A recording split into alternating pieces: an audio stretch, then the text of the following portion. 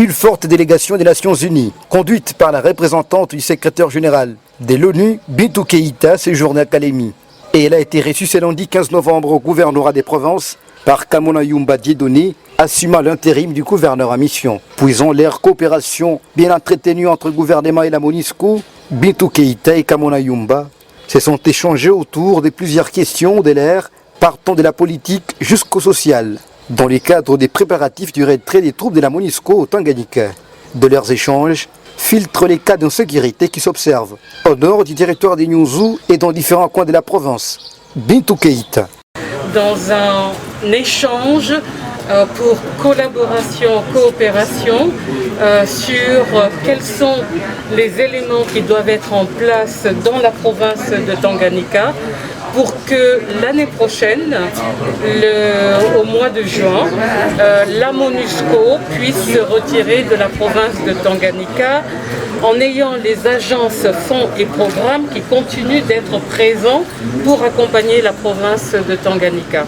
Ce qui se passe dans Kabeya Mai, aussi du côté de Bandera, Kongolo et je crois que j'en oublie un, c'est celui de Nyunzu, mais surtout les mouvements incursions qui se passent et les déplacements de personnes de la population du côté de Maniema.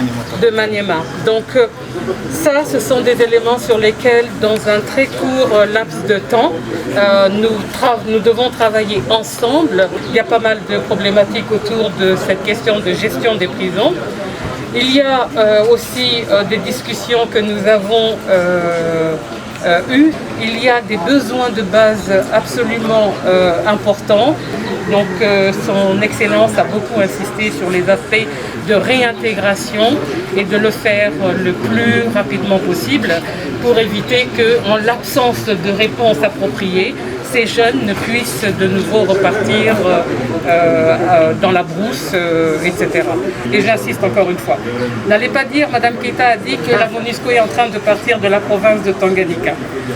La MONUSCO partira de la province de Tanganyika dans toutes les conditions que nous avons discutées, sécurité, justice, droits de l'homme, etc., seront au rendez-vous. Kamona Yumba Dieudonné, pour sa part, a salué l'accompagnement de la MONUSCO qui bénéficie des Tanganyika tout en soulevant les défis majeurs qui gangrènent dans la province.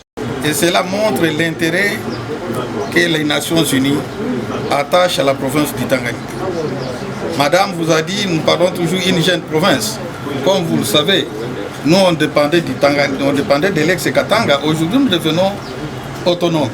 Autonomes, nous avons besoin de structures, nous avons besoin des infrastructures. Nous avons besoin de notre économie. Mais malheureusement, après l'installation de la province, de la nouvelle province, nous avons eu les problèmes, conflits entre les deux communautés. Et aujourd'hui, avec l'accompagnement de la communauté internationale, nous voulons plus parler de l'économie, parler du développement. Mais nous avons encore un petit problème dans le nord des territoires de Nyunzu et sur l'axe Bendera. Alors les Nations Unies est venue pour nous dire on ne peut pas quitter précipitamment la province du Tanganyika, laisser les enfants et la population de Nyunzu en train de souffrir. Raison pour laquelle Madame est venue, notre armée et l'armée de la MONUSCO, ils vont rester ensemble pour chercher encore l'autre stratégie pour qu'au parti nord, qu'il y ait la paix et le calme. Ces échanges se sont conclus par la présentation du plan de transition pour la stabilisation du climat avant le retrait de la MONUSCO du Tanganyika.